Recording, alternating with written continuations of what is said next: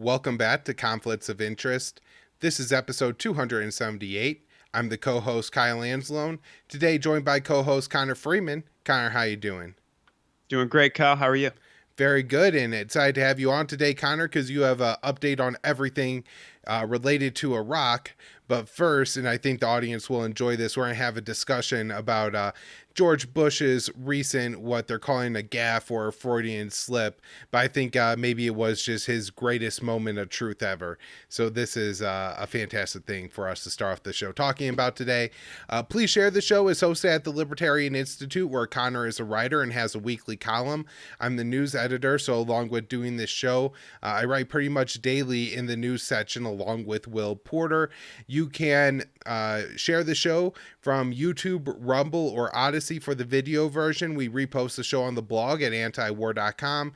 You can follow the show on Twitter at con_interest, and you could donate to the show at Patreon or Subscribestar, or in crypto. All that information is in the show notes page. Another great way you can support the show is by doing your CBD shopping at Paloma Verde. PalomaVerdeCBD.com is the home to a wide selection of high-quality CBD products, and when you use the promo code PEACE, PEACE, that'll save you 20% when you spend $75 or more. So, Connor, what do you like from Paloma Verde? I'm a huge fan of the soft gels. I take them after meals to get any kind of anxiety you got, any kind of inflammation, any kind of pain, make exercise a lot easier, helps you concentrate. And you just take them like right after a meal, and you'll feel the effects like throughout your whole body. So whatever you're dealing with, I mean, the topicals are absolutely fantastic, and I like those a lot too. But this will hit whatever itch you need scratched, you know, and you'll feel the effects in like 30 minutes. I really like the gummy bears as well, because you can take those with you. They're delicious, and those come on instantly. Tinctures, probably most bang for your buck, and there's a delicious mint flavor I'm a big fan of, and that lasts a long time too. And also, my dog loves the CBD treats that Carlos has over there, and I need to get her some more because she's getting a little bit up there in the years, and I can see sometimes like, you know, just a little bit of CBD just makes her walk a lot more smoothly, and she loves that stuff. So can't recommend enough. All right, PalomaVerdeCBD.com, promo code PEACE. Connor, let's get into it. And the first thing we have today, of course, is George Bush. He was giving a talk and said this. The result is an absence of checks and balances in Russia, and the decision of one man to launch a wholly unjustified and brutal invasion of of Ukraine. Iraq, anyway. 75. All right, Connor. I mean, I watched this, and I guess I did laugh the first time, mostly at George Bush, definitely not with him. But in a way, I'm kind of outraged that, you know, this wasn't maybe upsetting some of the people in the audience or everything. He got a pretty favorable reception. So, you know, he says that, you know, he's talking about Putin's invasion of Ukraine and talking about how it's the worst thing ever. And rather than saying Ukraine, he says Iraq, which of course he invaded Iraq, and it really was about the worst thing ever. You know, the way that the media has been covering Ukraine is probably would have been more appropriate for how the U.S. Should have been covered in Iraq. Not that there shouldn't be coverage that's adversarial to the Russian position on Ukraine, and, you know, we shouldn't, our media shouldn't spend time exposing war crimes committed in Russia. But if they had spent any amount of time exposing the American war crimes in Iraq, there probably would have been far less of them, because, you know, our media can influence what our government does. But also, the U.S. would have more credibility to now condemn the Russian war crimes, which doesn't exist. Now, the part about that was shocking to me, Connor, is that he admits Iraq too, but he kind of mumbles it, right? He says Ukraine, and then he corrects himself to say Ukraine, and then stands there for a second and has like this moment of ultimate truth when he says Iraq too, and then he goes, I'm 75, and everybody laughs. And it's a wild thing to watch unfold, because Here you have a man essentially admitting, like, he's portraying Putin as Hitler, right? Like, this is the ultimate crime that he's saying that Russia is engaging, that Putin is engaging in Ukraine. And he's admitting in front of this entire group of people that, yeah, we did the same thing in Iraq, and they just laugh at it. It's not like they were like, oh, you should be in jail. You know, we're saying Putin has to go to jail for war crimes. Well, you do too, but that's not anybody's reaction at all. And so I guess it's I guess it's a good thing, right, that this is going viral. It's making people realize the contrast between the two, and the fact that George Bush can't even keep it straight in his own mind is probably pretty telling. But at the same time, the way that this is just being portrayed as like a joke in much of the, you know, mainstream coverage of it has really started to bother me a little bit. So Connor, whatever you have on this. Yeah, well, I haven't seen much of the mainstream coverage. I saw Daniel Larison screenshotted, or he quote tweeted somebody who screenshotted Guy Benson's response to it, which was just like, oh, you know, it's not comparable. And honestly, he made kind of basically he said, I'm paraphrasing, but it was like, it was kind of a brutal mistake, Iraq. Wasn't like what Putin's doing in Ukraine. That's beyond the pale. And then he's like, but, you know, we can always enjoy the epic gaffe. Oof. And you're just like, yeah, you know, this guy's synonymous with murdering 1 million people. And no matter all your hyperbole and all of the propaganda about Ukraine, you know, no matter how powerful the propaganda system is here, and it seems to be getting stronger and stronger, the American people still know that was the worst crime of this century. And everything they say about Putin, it was totally illegal. It was unprovoked. They went in and they bombed infrastructure. They bombed, you know, look at Fallujah. I mean, people, you can't even look at the pictures of these kids who are being born because of the depleted uranium, you know, that has just destroyed generations and generations and generations of children who are born with, you know, physical deformities. I'm not even going to describe here.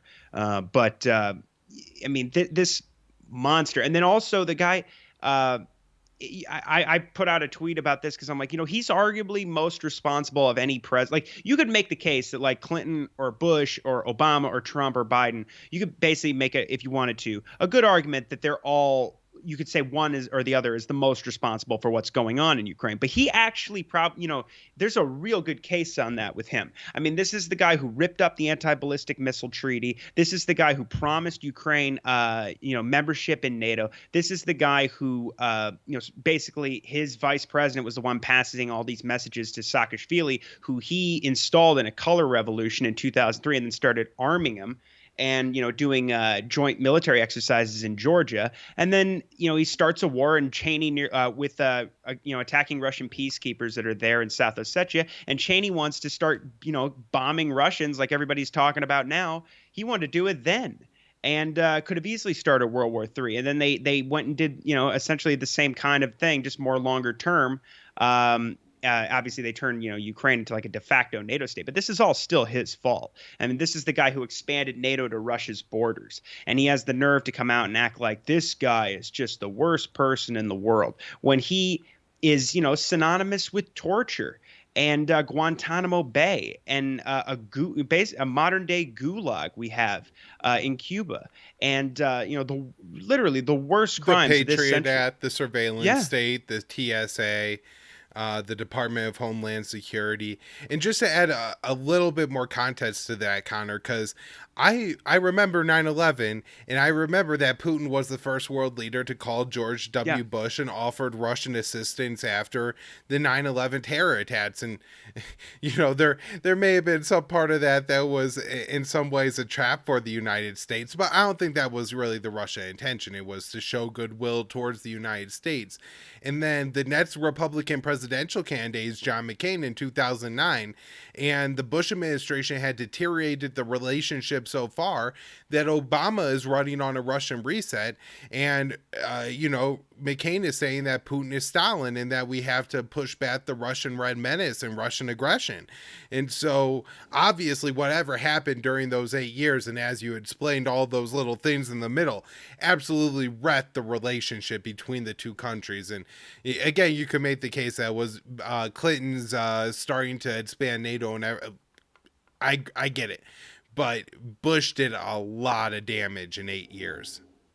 Yeah, and Putin promised him access, like he allowed him to use even Russian airspace and use old Soviet bases in Kazakhstan and Uzbekistan, the old northern route into Afghanistan, because we're the ones that switched sides in that war. And a couple months later, Bush turns around and announces that he's withdrawing from the anti-ballistic missile treaty and putting defensive missiles in Poland and radar in the Czech Republic. And if you go back and look at the source material there, the entire time the Bush administration statements are, this isn't about Russia. No, this isn't about Russia. We're trying to protect Poland from Iranian missiles they don't have and nuclear weapons they don't have. That's what we're doing this for. But in the meantime, they were sneaking medium-range missiles back into into Europe and starting this whole new arms race that we're dealing with today. But yeah, and then also obviously you look at, the man is responsible. It's sort of like Jimmy Carter. It's like he starts the Iran-Iraq war and the dirty war in Afghanistan, and just in between those two wars, the man's responsible for like 2 million deaths. And Bush, all the fallout of Iraq. With the war in Syria and the war in Yemen, and just the man has just got countless lives on his hands, and we've impoverished ourselves, and our whole society has been completely ripped apart by the after effects and really the era of the war on terror under his rule. And the idea, he starts off by talking about how Putin is an authoritarian, which you just pointed out. The man built a 1984 police state in the United States, and then he goes and his elections are rigged. Well, most people think he stole at least one of his elections, and that it wasn't legitimate. Like that, everybody basically agrees that what went down in Florida in 2000 was very suspicious, at a bare minimum. And then I believe there's also been questions about his re-election with John Kerry.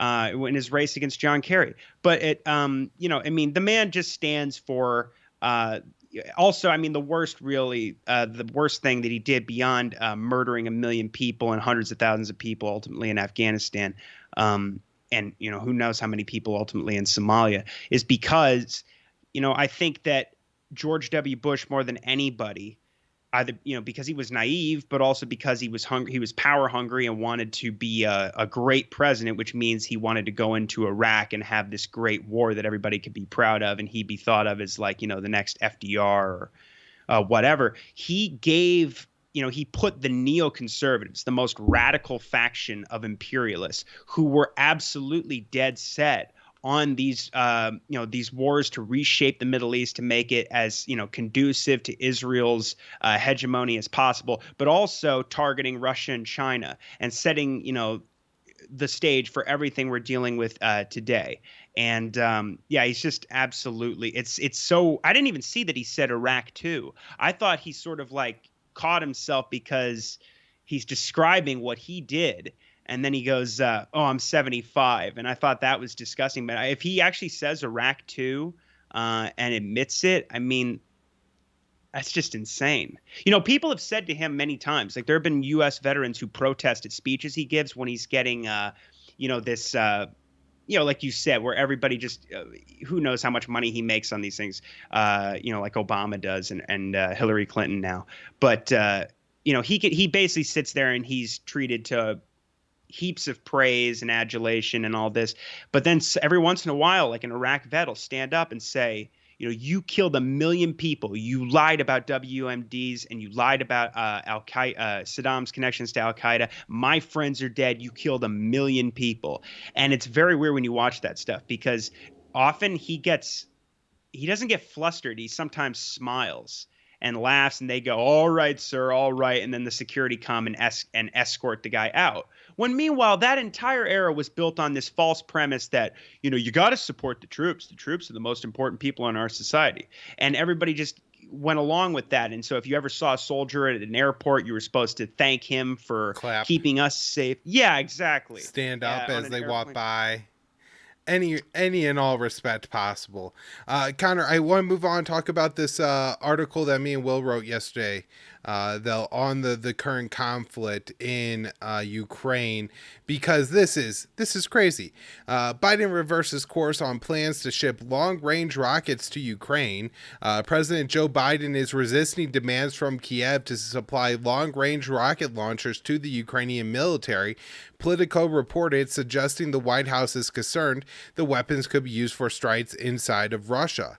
Ukrainian officials have requested increasingly advanced weaponry from Washington in recent months, even before Moscow's invasion commenced earlier this year, and are currently urging the U.S. to send M270 multiple rocket launch systems, MLRS, along with other hardware. While Biden was reportedly willing to consider the request during a trip to Germany last month, where dozens of countries met to discuss aid for Ukraine, a congressional staffer told Politico that the plan is not moving forward. There was momentum on it at Ramstein, which is the airbase in Germany, but that seems to have cooled. They said, adding that there is definitely frustration building among officials in Kiev over perceived reluctance to send heavier arms. The staffer did not offer any reason for the change of heart, but according to three sources cited by the outlet, Kiev believes that the White House is holding back over his worries the weapons could be used to launch strikes inside of Russia, thereby expanding and prolonging the conflict. Though the war raging in Eastern Europe has largely been confined to Ukrainian territory and separatist-controlled areas in the Donbass, a number of mysterious blasts erupted in Russian soil over the last month, including in Belgrado, Kursk, and Donetsk regions bordering Ukraine, and Kiev stopped short of taking credit for apparent attacks, but U.S. officials have confirmed that Ukrainian forces were behind at least one of the incidents. Depending on the munitions used, the M270 MLRS has a range between 20 and 40 miles, though more advanced rockets could travel up to 100 miles, potentially hitting them far beyond the range of the American 777 howitzers supplied to Ukraine in recent weeks. Even with special rocket-assisted rounds, the latter artillery pieces have a maximum range just over 18 miles. The M270 is also a self-propelled platform that was specifically designed to invade Russian artillery strikes, capable of firing up to 12 rockets before moving to a new position. Washington has sent billions of dollars in weapons to Ukraine since the Russian invasion began in late February, including attack helicopters, artillery, tank-killing anti-javelin missiles, Stinger anti-aircraft platforms. Moreover, a massive new aid package currently moving through the Senate will bring a total of assistance since March to nearly $54 billion if passed, much of the gear devoted towards other arms and other military gear. Despite the complaints from Ukrainian officials, however, Undersecretary of State for Political Affairs Victoria Nuland recently suggested that Kiev may be receiving U.S.-made multiple rocket launcher systems. After all, telling Ukrainian Pravda in April, we are already supplying MLRS systems. The comments prompted speculation that Washington could be sending M142 HIMARS, a lighter weight wheeled variant of M270. President Volodymyr Zelensky has repeatedly mentioned both systems by name in public appeals. An unnamed White House official cited by Politico also indicated that Biden's reluctance to send the M270s did not mean a final decision had been made, stating that Washington and Kiev are in active discussions about the weapon. And so, Connor, I guess, the kind of things I want to highlight are the good news that there are some places where Biden is still pushing back against the establishment war state. A little bit of good news. Bad news, he's still considering this, which I think it means is probably going to happen if the war drains out for any longer, any more of an extended period of time. And then just kind of interesting in there that Kiev is getting upset with the U.S. for not supplying more advanced weaponry. We're talking about the U.S. having sent Kiev, once this next bill passes, as Will wrote in that article, $53 billion in total aid. But we're talking upwards of 30 plus billion in arms shipments that are going to be going to Kiev. And, this is equivalent to like the entire Russian military budget for 6 months, or, larger than the budget of most American states, larger than the budget for most American White House level departments, right?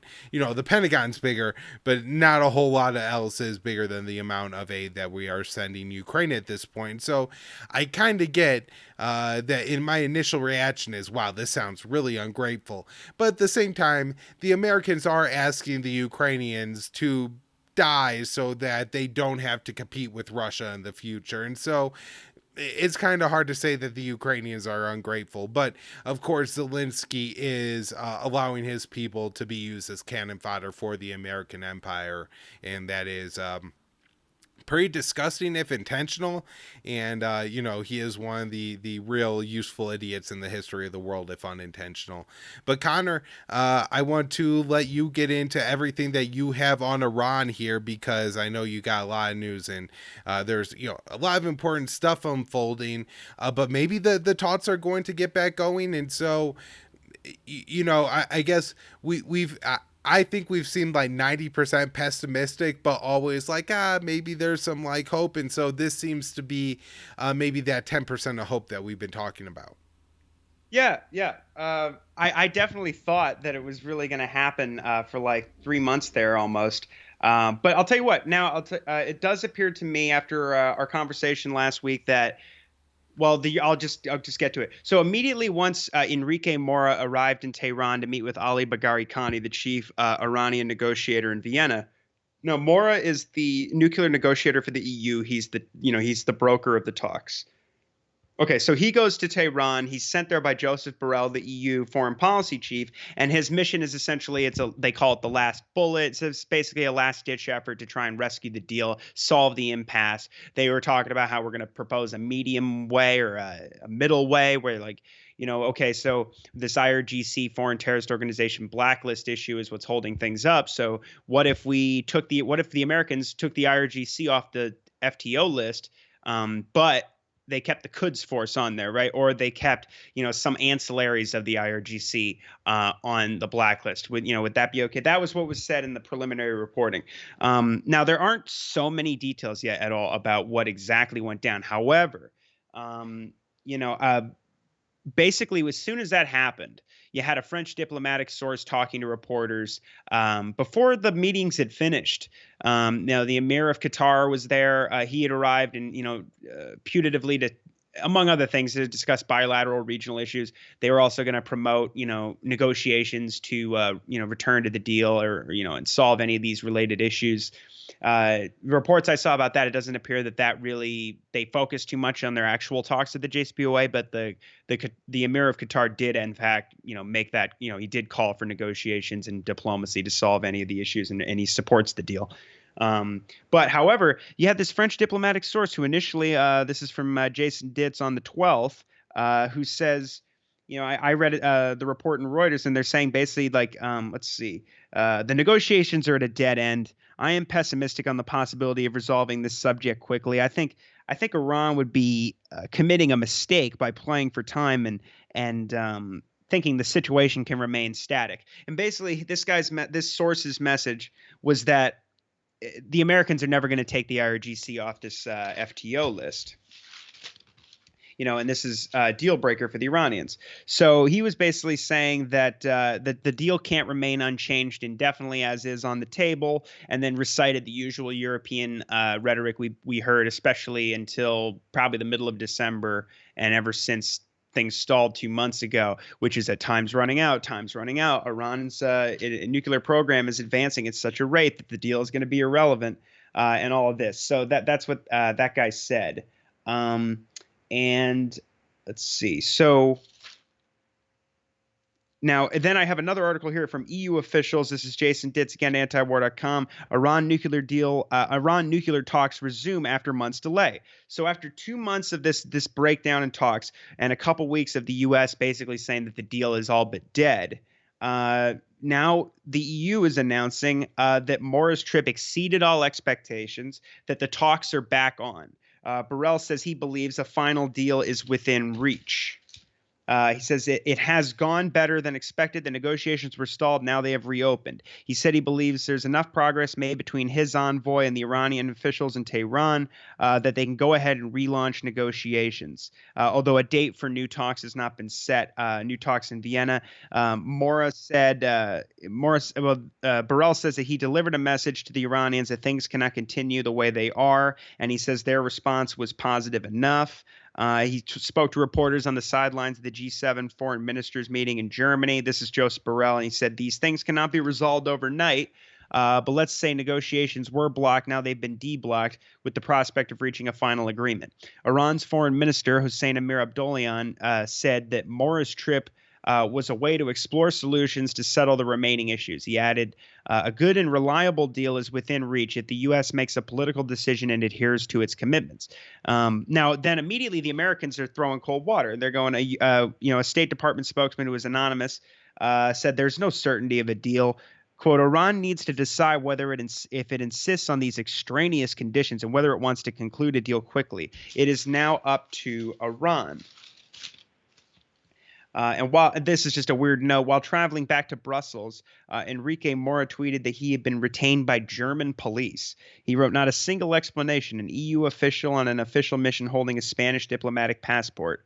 After he was released, he tweeted that he had still not been given any explanation for what seems to be a violation of the Vienna Convention. Borrell declined to comment, saying only that the issue is over, and there's been no comment from the German police. But that was just bizarre. Now then, let's see. As another report here, the U.S. State Department Iran deal remains far from certain. So the State Department is now saying that they are committed to returning to the deal, or to a deal. But Ned Price says that it's far from certain. This is the first official comment, not from like some anonymous source from the State Department.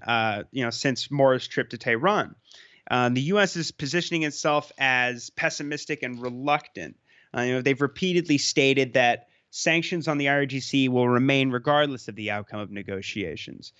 Price repeated that the previous anonymous official's line that Tehran must give up its demands that fall outside of the 2015 deal. Quote, we and our partners are ready. We have been for some time. It is now up to Iran to demonstrate its seriousness. But Iran's foreign ministry spokesman, Saeed Khatibzadeh, said Monday that as part of his weekly press conference, that Tehran is waiting for the U.S. to respond to solutions it has proposed. So I assume those were given to Mora. Mora's job is to just basically be the go-between between these two parties because they're not speaking directly, and they haven't this entire time since talks restarted in April. Now, Price also invoked Israel and said, basically, we share Israel's concerns about Iran's nuclear capabilities. And it's interesting because, and we'll get to this more later, but, the new commander of CENTCOM is in Israel now. He arrived Wednesday, and he's observing IDF military exercises that are aimed at Iran. And it's, that's a clear message to Tehran that, that the military options are all on the table. And, that is very aggressive and surely not to have a positive effect on any of these recent developments when the Europeans are, as they said, they're very interested in returning to the deal because they, with the sanctions on Russia and the energy crisis and the, major recessions that could occur here very soon in Europe with these, the constant push to just ban all Russian energy, they are looking for a new crude supplier. Now, Price also condemned the arrests of 2 French nationals in Iran accused of spying and stirring unrest. He called for their immediate release, saying Iran did this for political leverage. France condemned the arrests as well and called for the immediate release of the prisoners. Price was asked if these French nationals' release is tied to the JCPOA, and he said the two are unrelated because a deal is uncertain. He also said a mutual return to compliance is far from certain. We want to see the return of our unjustly detained American citizens as a certainty. But what's interesting about that is families of U.S. citizens detained in Iran sent a letter to Biden recently that was reported on in the Wall Street Journal initially, and they're pleading with him to return to the JCPOA, which is very interesting because Robert Malley has said, a few times that if there's not these prisoner exchanges that are set to happen as a result of successful diplomacy with the JCPOA that's parallel to these other discussions, then it's likely that a deal wouldn't happen. If they can't secure and guarantee these prisoner exchanges. So the letter reads that in part, quote, to let the process fall apart when the sides are reportedly so close to a resolution would come at our family's expense and turn our detainees into collateral damage. All right. Now, there is back to this whole issue that's, the Americans act like it's the only issue on the table that's preventing a return to the deal. The Iranians and the Europeans say that there's multiple issues that still need to be resolved, but this is the major one. Now, there's a great piece in Responsible Statecraft by Eli Clifton that was also was co-published with The Intercept. And it's about, when we think of this IRGC thing, I think it's pretty easy when you see how hard Israel is working and has been, especially, since Biden came back into office and actually returned to the indirect talks in Vienna in April. They have gone through, the crazy lengths to try and sabotage diplomacy, including, attacking Iran and, lying and saying that they're approaching nuclear weapons capability and all this other stuff. But what's very interesting with this report is he shows that, the Saudis, the United Arab Emirates, the Bahrain, and the Mujahideen Khalq have spent a lot of money since 2015, basically doing this lobbyist blitzkrieg of lobbyists on the IRGC issue, going way back to 2015 when the deal was signed. The negotiations were finalized. So he says documents, including rafts of public disclosure filings and hacked email from a Washington diplomat, reveal a highly active foreign influence operation over the past 5 years to blanket Washington with messages supporting confrontation with Iran and targeting the IRGC with sanctions and inclusion on the terror list. Since at least 2015, a variety of communications consultants, law firms, and lobbyists working for foreign governments, primarily Iran's regional rivals, who I just mentioned, produced a steady stream of tweets, talking points, press releases, and reports warning about the dangers of the IRGC and supporting the Foreign Terrorist Organization designation. The previously unreported hacked email was sent by a UAE diplomat, and it lays bare an attempt by a foreign interest to influence the U.S. government's approach to the IRGC. In the email, drawn from a trove released in 2017 by a group calling itself Global Leaks, UAE ambassador to the U.S., Youssef Al-Otaiba, one of the most influential foreign diplomats in Washington, messages with a reporter from reporter who was then at the Wall Street Journal named Jay Solomon. Because Solomon writes to Otaiba on February 3rd, 2017, you hear anything about the Trump administration considering designating the IRGC as a terrorist organization? And minutes later in the email chain, Otaiba responds saying, no idea on the where they are in the decision making, but I have made the suggestion to several people. At the same time as the global leaks exchange between Otaiba and Salman, an army of paid agents for the UAE, Saudi Arabia, Bahrain, and Mujahideen Khalq were bombarding congressional staffers, think tanks, and the State Department with messages emphasizing the dangers of the IRGC. He talks about how on February 14, 2017, the National Council of Resistance of Iran, the political wing of the Mujahideen Khalq, held a press conference about the IRGC's terrorist training centers and held a March 8, 2017 panel discussion on the rise of the IRGC financial empire.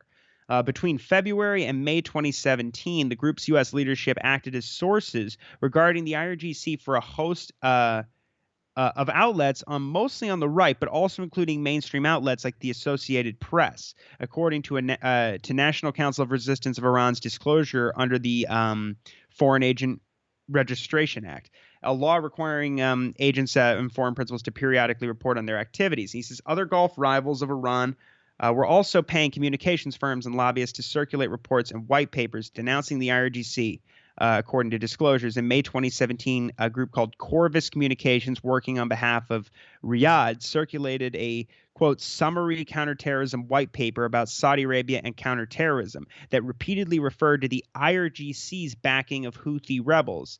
Of course, who the Saudis and the UAE are fighting in Yemen. And he says another communications firm representing Saudi, Brownstein Hyatt Farber Schreck, circulated a fact sheet defending the war in Yemen, which has been as well as a report claiming that insurgency against Yemen's central government has been aided by the financial and operational support of Iran's Islamic Revolutionary Guard Corps and Lebanese Hezbollah. And so Eli says the steady drumbeat of IRGC-related informational materials from the UAE, Bahrain, and Saudi Arabia continued with the Trump administration's 2017 imposition of sanctions on the IRGC, a move welcomed by foreign agents in Washington. The MEK's political wing celebrated the move in a press release. The UAE, for its part, celebrated the Trump administration's new aggressive policy toward Iran in a press release circulated by Hager, Elawad and Associates, a law firm working for the UAE embassy that endorsed the move. Now, let's see. So he says,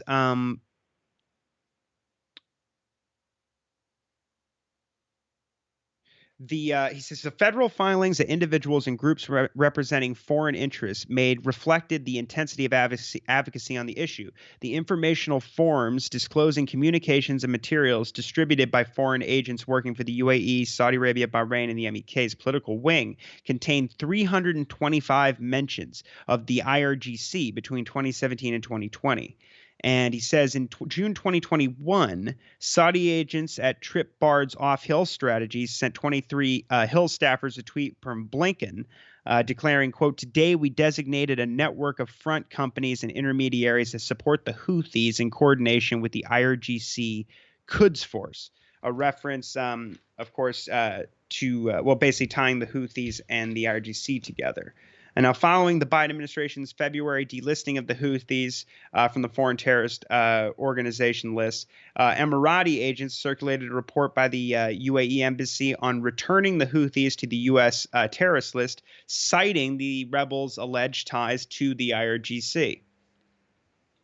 And last thing I'll say here is he says, at least he talks about how since Biden has been approaching returning to the deal ostensibly, a lot of this work has been dying down, and the ramp there hasn't been much of a ramp up, probably because it doesn't for the most of this time since negotiations restarted, it has appeared that Biden is just simply going to continue the Trump policy and probably just declare the deal dead, or maybe just let it die without declaring it deceased. But he says at least one entity with financial links to the UAE and Saudi Arabia, though not a registered foreign agent, is already pushing back on the potential delisting of the IRGC, and that's the Middle East Institute, who you'll see referenced in mainstream media whenever they talk about, very often on articles about Iran, and particularly lately about the IRGC. This is a Washington think tank, quote, dedicated solely to the study of the Middle East, but their largest donor is the UAE embassy. And they also receive support from Saudi Aramco. And they published a report this month that concludes, as the U.S. administration assesses whether to delist the IRGC as a foreign terrorist organization, the nature of the Guard reveals that it is not a conventional state-armed force and should not be treated as such. The IRGC is an ideological organization that shares key characteristics with other designated Islamist organizations, including its quest for an expansionist Islamic state, a global Islamic order, forceful imposition of Sharia law, militaristic concept of jihad, and anti-American and anti-Semite ideology.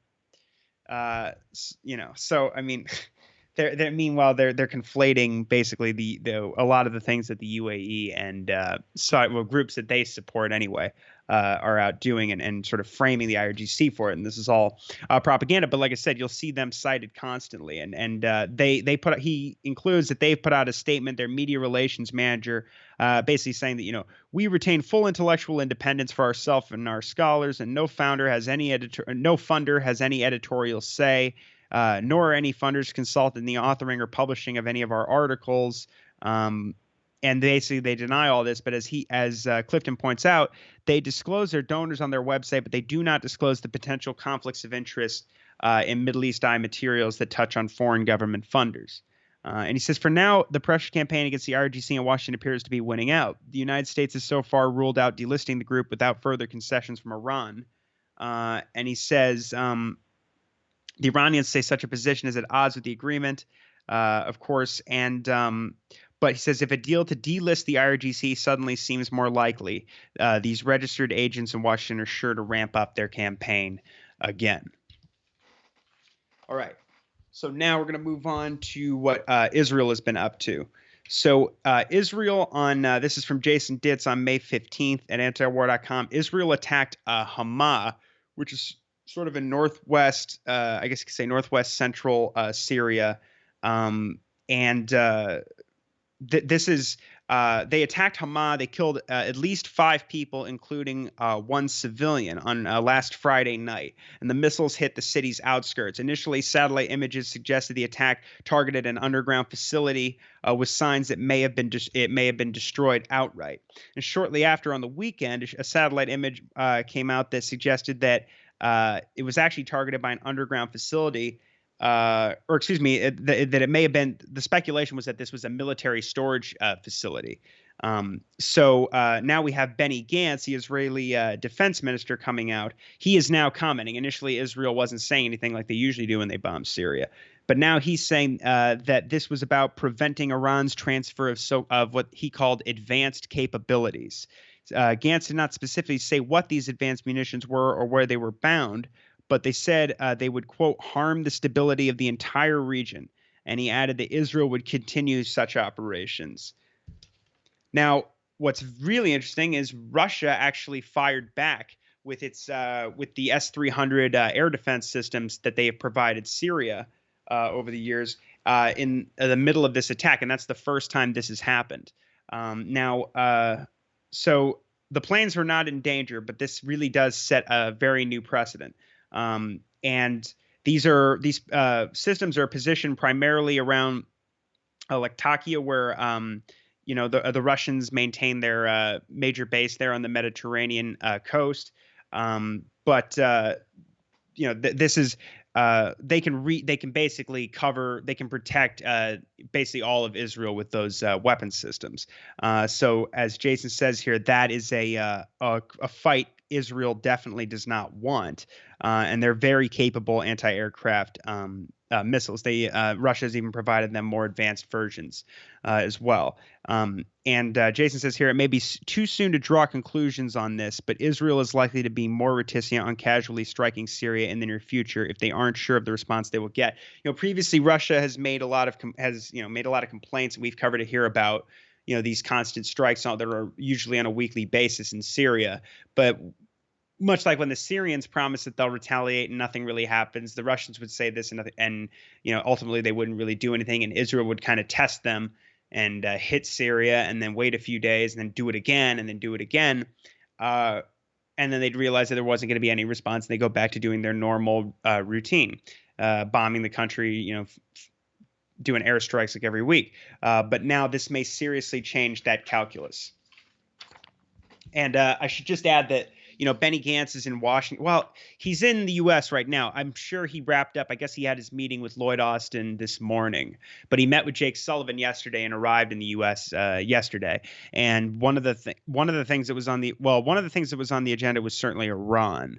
But the other, I guess that was the primary topic, or at least that's the way his visit was billed in the Israeli media. But the other thing that they said he would be discussing was Russia and the war in Ukraine.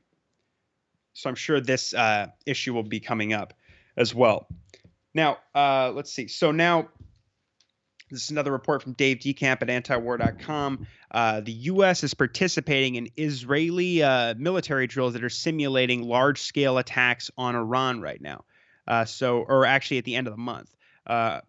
Now, a report from Israel's Channel 13 said the U.S. will participate in Israeli military exercises that are training to attack Iran in a wide-scale assault targeting Iranian nuclear facilities. The exercises are part of Tel Aviv's month-long Chariots of Fire drills, and these drills are set for the 4th and final week. Channel 13 said the U.S. Air Force will take part in the exercises with refueling planes, joining Israeli jets, simulating the entering of Iranian territory and the carrying out of repeated airstrikes. Times of Israel said that this will mark the first time the Israeli Air Force will practice a wide-scale assault on Iran. The drills will take place over the Mediterranean Sea. And just to keep in mind, last year the Israelis added $1.5 billion to their military budget explicitly to prepare for an attack on Iran. Their Air Force practiced bombing Iran's nuclear sites. The IDF drew up new plans for an attack on Iran, and they threatened Iran, with that they were going to just go ahead and basically start a war with Iran throughout the year. Aviv Kohavi, the very hawkish IDF chief of staff, said that the army had greatly accelerated preparations for all of this to attack Iran. There's been increasing close coordination with Central Command ever since Israel was brought into CENTCOM at the end of the Trump administration because of the Abraham's Accords, and they were normalizing formally normalizing with these Arab states. But it's all, of course, as part of a campaign to isolate Iran and also to encircle them with enemy states all armed to the teeth. Now, Michael Kurilla, who is the new head of CENTCOM, replacing Frank McKenzie, he's, as I said earlier, is in Israel this week, and he's observing these IDF drills that are going on right now, where they are again practicing for war with Iran. And I'll just say that when Kurilla was going through his sort of confirmation hearings, and once he came on the scene as the new nominee that Biden had chosen to lead CENTCOM, I remember it was months ago, but he was talking, especially when the Houthis attacked those oil sites in the UAE, he was talking a lot about how he's very excited. You could say thrilled at the prospect of really coordinating policy in the Middle East with and military interoperability, in various branches between Israel and these Arab states, with the U.S. facilitating the whole thing. And we've been seeing under Biden an increase, of course, in military exercises with all these states, particularly the UAE and Bahrain, along with the U.S. and Israel.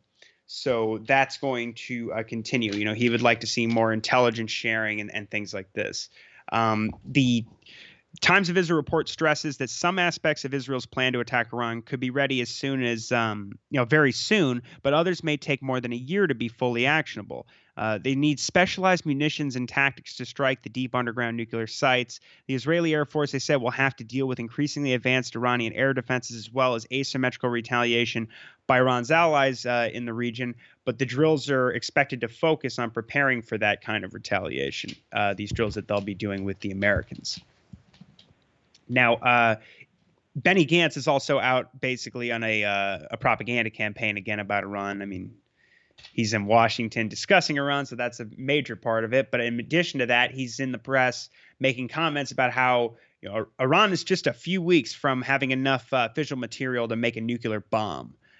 So he's trying to, of course, sabotage this return to the talks. This is all cropping up. He's talking about how they're building 1,000 advanced centrifuges, and the IAEA doesn't even know about it, and it's at a site near the Natanz facility. But I'll get to that in a moment. But yeah, he's saying they're just a few weeks from building a nuclear bomb.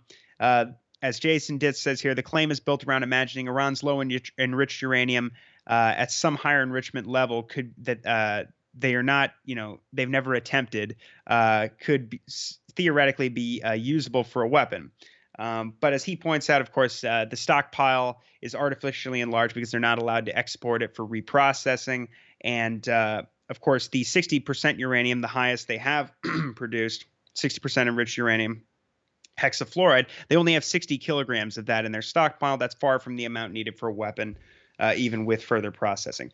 Now, this is a report in Reuters where Gantz is saying, he's talking about the advanced centrifuges at the new underground sites. So he says Iran is working on these advanced uranium centrifuges, but as even as Reuters says, he's at new underground sites being built near the Natanz nuclear plant, Israel's defense minister said on Tuesday, giving figures that appeared to go beyond those published by a UN watchdog.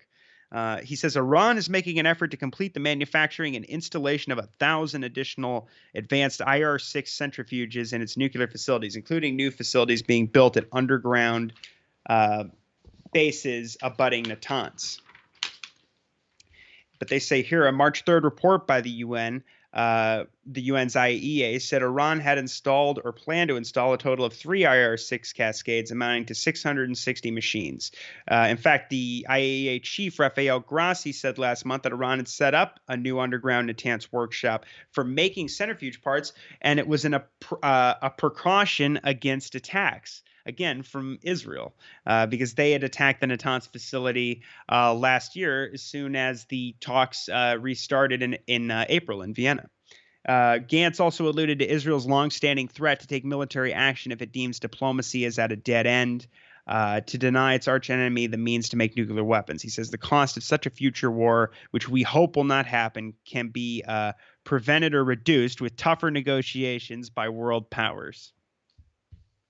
So just being very transparent, as always. All right. So the only other thing I'll point out here is that there have been, due largely to the maximum pressure campaign and the horrible sanctions war, economic war waged against Iran, bread prices are soaring. And of course, in addition to the the food crisis going on as a result of the war in Ukraine, wheat prices and bread prices, more specifically, have triggered protests in Iran, where some shops are being set on fire, and these seem to be spreading. These protests have spread throughout the country, prompting the police to arrest scores of what they called provocateurs. This was triggered, as Reuters says here, by a cut in government subsidies for imported wheat that caused price hikes as high as 300% for a variety of flour-based staples. Iran's official inflation rate is around 40%, but some estimate it is over 50%. Almost half of Iran's 82 million population are now below the poverty line. The government plans to offer digital coupons in the next couple of months for limited amounts of bread at subsidized prices. The rest will be offered at market rates. Other food items will be added later. But there were scattered protests in numbers of cities in which crowds chanted slogans against price rises and set shops on fire. In total, 22 people were arrested.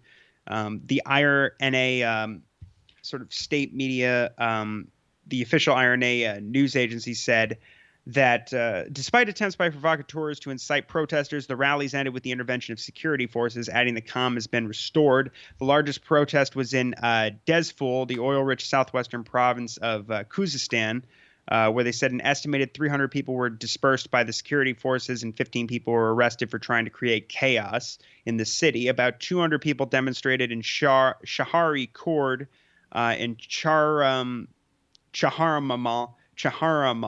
and Bakhtari province in western Iran on Thursday, while state TV said calm had returned to Shahari Khord. Videos posted on social media indicated that unrest had spread Friday to cities in the northwest, Rasht in the north, and Iran Shar in the southeast.